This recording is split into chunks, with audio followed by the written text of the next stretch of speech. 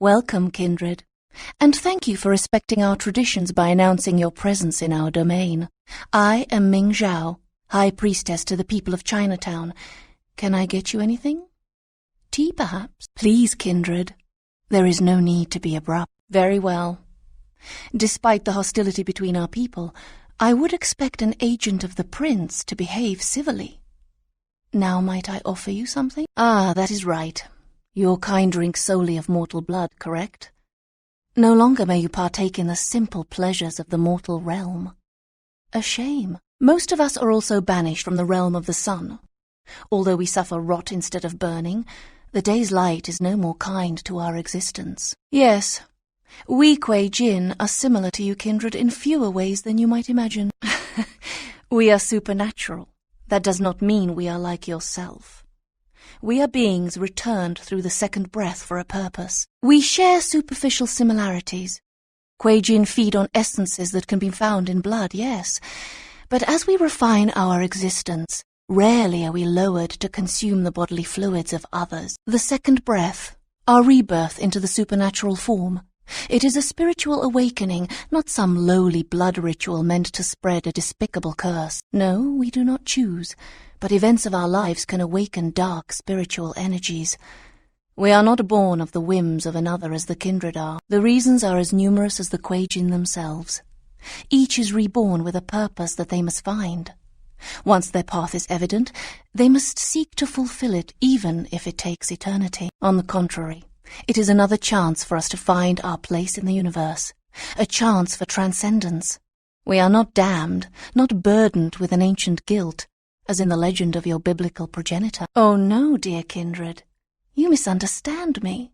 I mean no disrespect. No, Quaijin do not rise after the second breath with an awareness of their condition. The road to enlightenment is always long and arduous. Many Quaijin die a final death before they realize what has become of them. In our homeland, man and supernatural live in uneasy harmony. Our mortals see spirituality in all things, and our existence is taken for granted.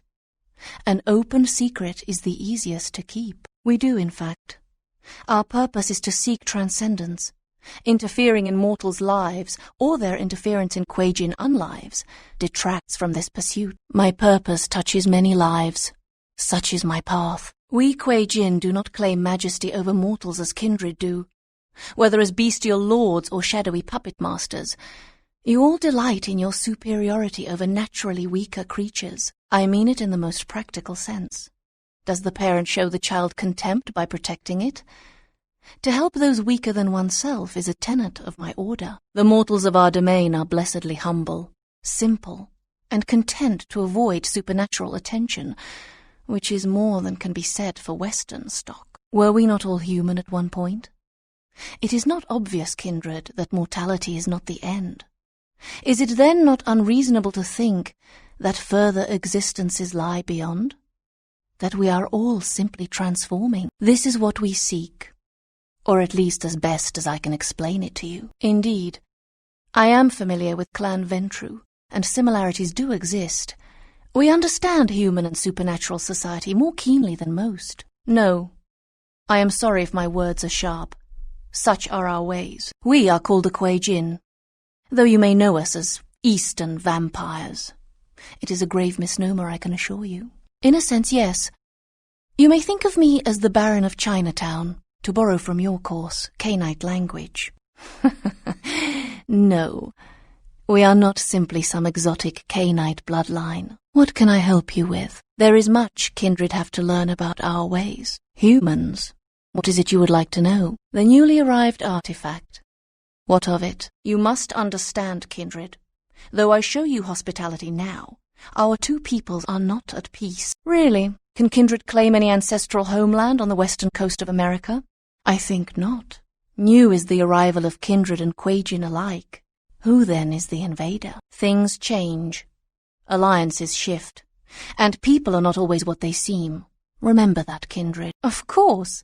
The entire city is alight with news of its arrival and speculation about one of your ancient vampire grandfathers and his evil apocalyptic plot. Quaijin do not share your history.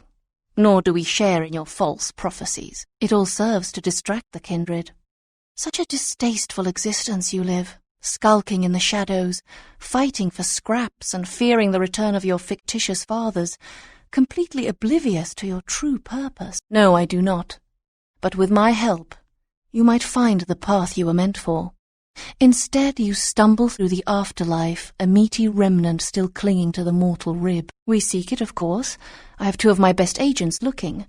It could be a powerful bargaining tool. You must misunderstand me, young kindred. Certainly I do not mean to offend. Let me just say that I do not encourage you to seek the Ankaran sarcophagus. So, the great Nosferatu have lost an agent, have they? It was not by my hand, if that's what they think. I don't know where he is.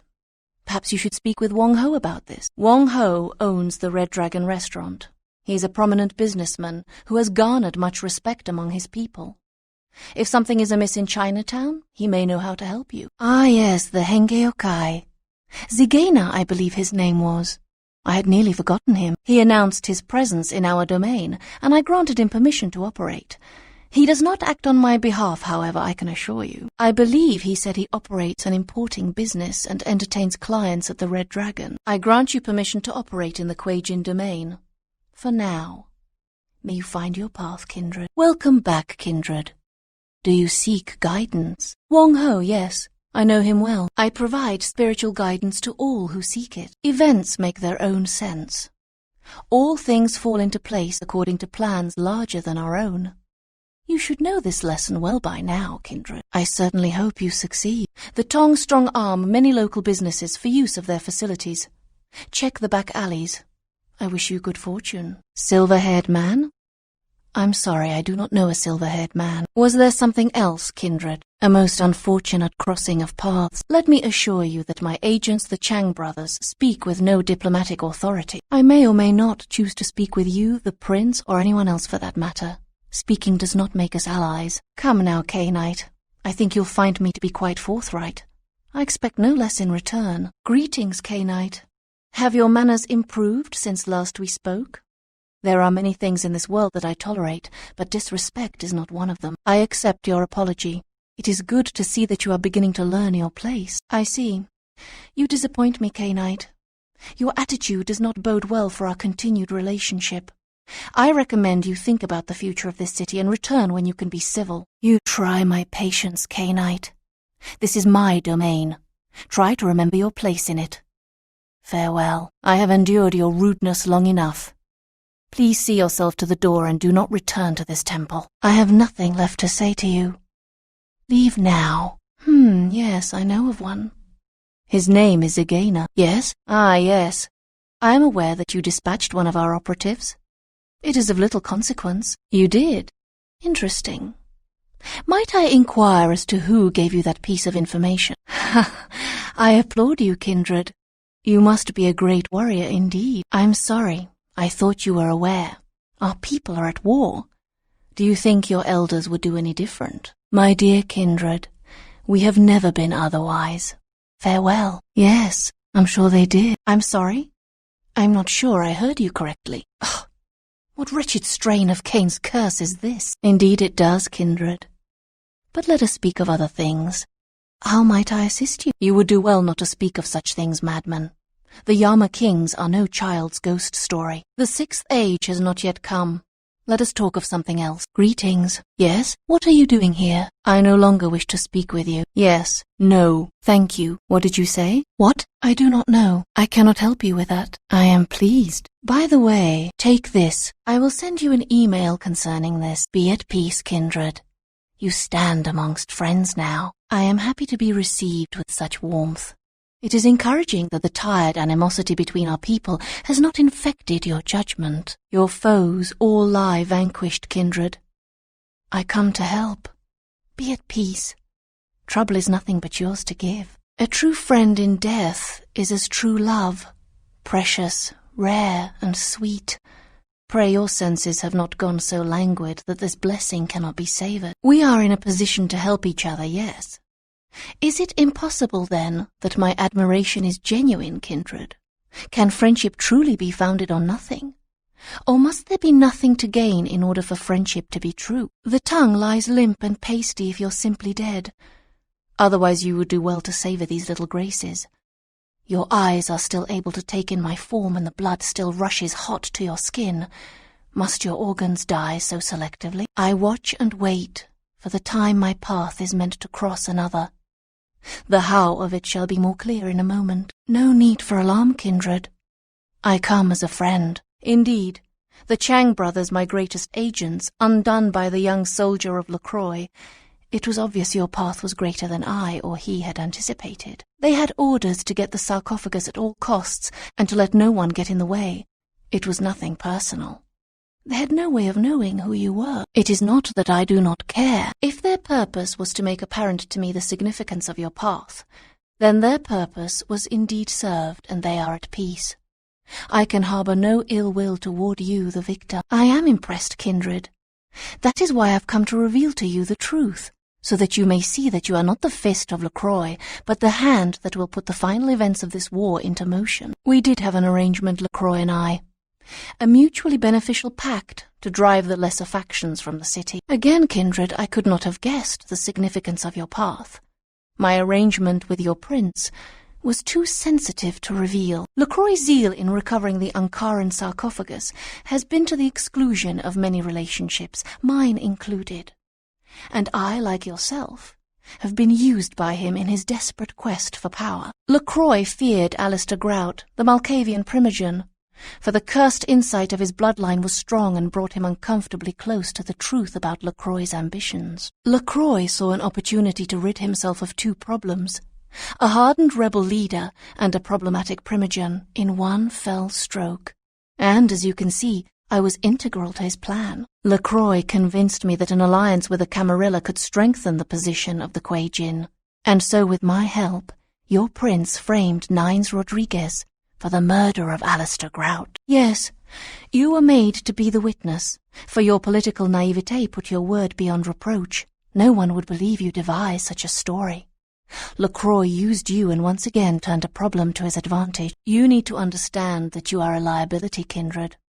Once LaCroix finds the right moment, you will be disposed of, just as he did with Alistair Grout, Mr. Rodriguez, your sire, and countless others. You are no more to him than an entry on his ledger, a sum of that which can be bled from you. Hear these words, kindred. The sarcophagus is sealed against the ages. Only the proper key will break this seal. That key now lies safely in Quaijin hands. Your prince's prize cannot be had without it. I hope you recognize my sincerity, kindred. I would like to see you reach your destination before your path is cut short. I hope when next we meet, it is again as friends. The disciplines of my Dharma have afforded me skill in the art of disguise, a useful tool, as you can well imagine. I assure you that it is not. LaCroix is no longer of any use to us, and by extension neither are you. The vine of your destiny withers. Your bloodline ends with that of your puppet prince. Farewell, kindred. I see. Well, I will waste no more of my time with you. I just thought you should know that the alliance between your prince and the Quaijin has come to an end. Welcome, kindred. Do not fear the fangs and claws of your kindred brethren. You are now under the protection of the Quaijin. Neither need you fear for the Quaijin soldiers. You have proven yourself a worthy champion, and we are honored to have you as ours. I had so hoped your path would lead back to me. Why wouldn't I? A great warrior of low birth is still a great warrior, and you will not be made to endure them any longer. The lowly will do what they may to restrain those who would rise above. You shone too brilliantly to remain mired in their mediocrity. The quest for the Ankaran sarcophagus has taken LaCroix far from his path. He lacks balance, he's overextended, and now without his champion. It is our time to strike. The snake must be killed in its nest. You must go to the tower and put an end to LaCroix's rule before he brings the very city down around him. None of us will find peace while he stokes the fires of conflict. Go then, champion. I must remain and protect the key, but I shall join you in time. May your fist carry the fury of 1,000 hells. You've become a grave disappointment, kindred. This was not meant to be your destination, but your path will end here. You were never more than a pawn, kindred. puppet of those who drew the boundaries on your horizon. It was I who sensed in you the power to right the balance of this city. It will give me no joy to bring you final death. I will not let you or anyone have the power of the sarcophagus. You will have time to ponder this folly as you are devoured by worms and disease in the hell of burrowing maggots. 1,000 years shall you suffer. You?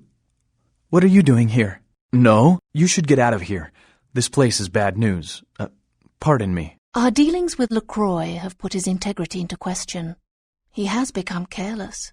His desire for the sarcophagus seems to have superseded all other concerns, including political discretion. It is obvious to me that he wishes to obtain it only so that he might use its power against those who would oppose him. If he betrays his own kind in these pursuits, can I trust him to honor our allegiances? Can you? Our war with the Anarchs has taken its toll.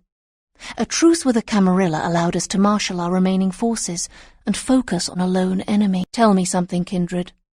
In all of our dealings, have I ever once lied to you? Can you say the same of your prince? My compliments, Sebastian. You couldn't have picked a more capable and ambitious operative. You should have done a better job of keeping someone so vital to your success at your side. I was grateful that they came to see me tonight. What's the matter? You're very quiet. It's so unlike you. Did you have a speech prepared for me, Sebastian? For when you and your soldiers would walk into my temple and put me to death? What words awaited me in that cavalier braggadocio of yours? Sweet prince? I always imagined you would beg for your life, attempt some final bargain for that handsome head of yours. I am refreshed and humbled by your silence. My apologies, Sebastian. Unfortunately, this is all I had to say. Farewell. You were splendid tonight. With LaCroix gone, the Camarilla will fall. Without Nines Rodriguez or the Camarilla to lead them, the rest of the kindred will be flushed from their havens and driven out like rats from the flood. What did he think he would accomplish with this? No matter. I can think of a perfectly good use for it. There is still one very dangerous kindred in this city who could stand in the way of my goal. Did you really think I could let you exist within our society? But I do appreciate your service to me, and for that I will spare your life. Farewell, kindred.